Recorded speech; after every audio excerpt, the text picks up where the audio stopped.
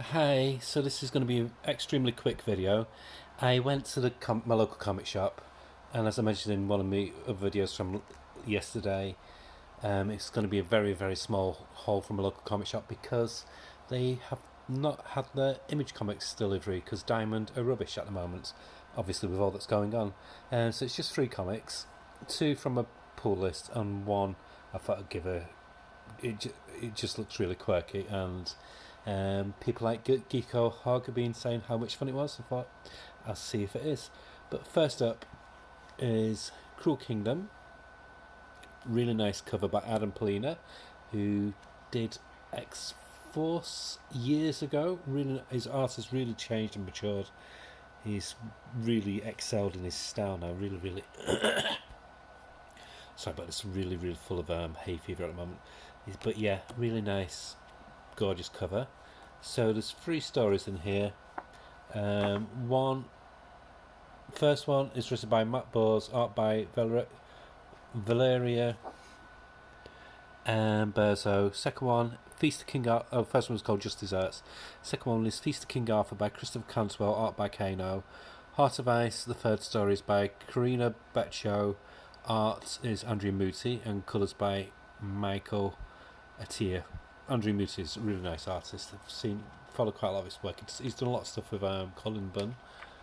First story, I did not like, but this is the risks you take with an anthology. You're not always going to get hit after hit after hit. There's always going to be some that you miss. The art's nice. It's got kind of like a David Lapham kind of feel to it, but the story was just like, eh.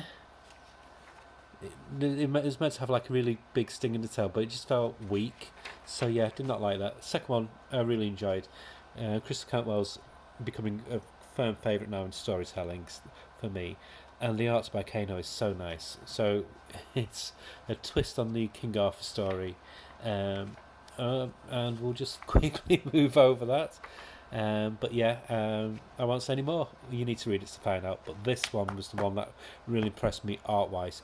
Story ending, I don't know. I just don't know. I think this was a weaker issue. As the three issues of um, Cruel Kingdom, this one I found was the weakest issue. But by no means was it a poor comic. It was still a really good comic, and this art by Andrew Muti and the colorist is absolutely gorgeous. But yeah, it was an intriguing story, but again, it just felt like a non-ending. So I am going to give this a 6 out of 10 for the stories. For the art, I'm going to give it a 7 out of 10. But I feel like it's just an unusual dip. Normally, I've enjoyed these issues from Cruel Kingdom and Epitaphs from the Abyss, and the other EC series were only doing. So yeah, I just think it's a bit of a blip, but it's still enjoyable, just not to the normal high quality. The stories just felt a bit lacking apart from the middle one.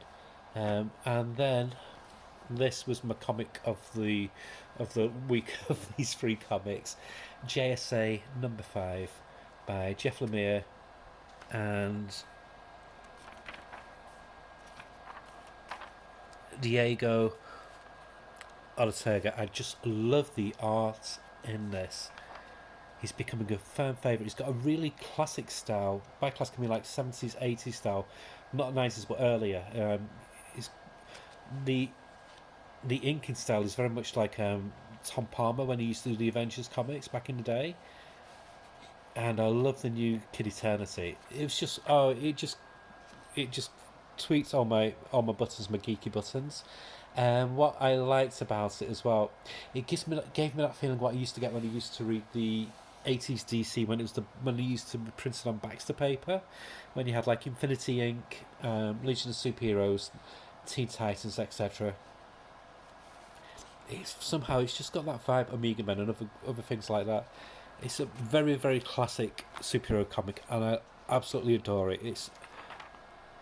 I don't know if it'll be for everyone, but for me, being a die-hard DC fan of many, many years, it tweaks on my buses. There's lots of like little Easter eggs and stuff, and yeah, I just love how Jeff Lemire's writing these characters, and like I said, the art it's consistently good.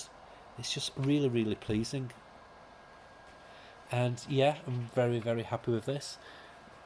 Just one of my favourite comics. As soon as I get it, I want to read it. It's always the first one I read in a pile. So I'm going to give this a solid 8 out of 10. And then we've got Teen Titans Go. This I got because my daughter used to be, and she still is. What is she now? She's 17 now, but this was her cartoon when she was growing up.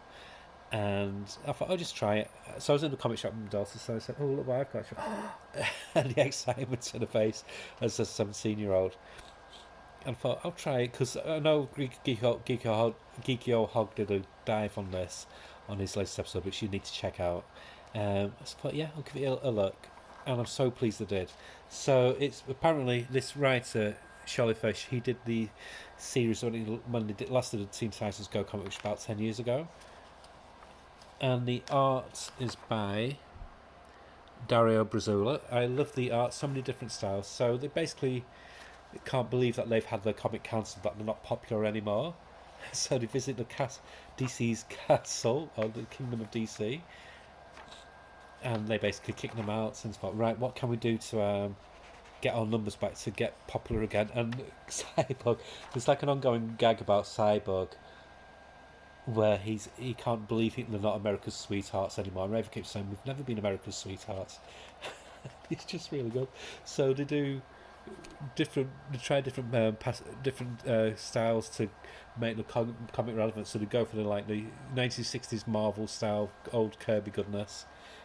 Really good. They've even got like the off slightly yellowy pages. Really, really nice. And then, I do apologise, I'm so full of snot today, it's not fun.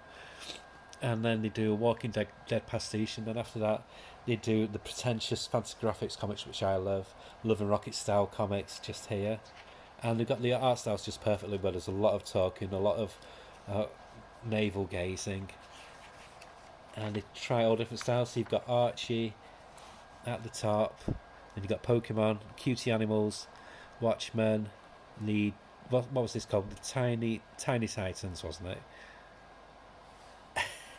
And they go back to the Kingdom of DC and they get kicked out again. And so they think, right, what can we do? And so they come up with this brilliant game plan of sabotaging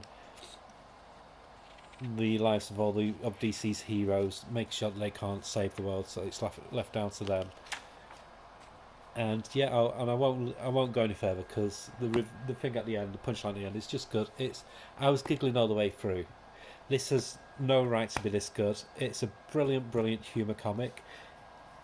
And DC have always done good humour comics. It gives me the same kind of giggles I used to get when I used to read Ambush Bug. And yeah, I really enjoyed it. So I think I will be coming back. I'm not going to put it on my pull list, but there's plenty out today, and it's only $2.99. So it's one that it's just a nice, light, fun read. So I'm going to give this 8 out of 10 as well. And I recommend buy it if you've got kids, buy it if you just want a good giggle. So those are my 3 comics from this week. So Standout, JSA, just love it. And then Teen Titans Go is good, but for all completely different reasons. And this just dipped a bit, but not too bad. Next week, I think I'll be getting about 12 issues, so it'll be back to normal, longer length review episode. But yeah, I've just read them now, so I'll just give you my thoughts on them. Okay, bye.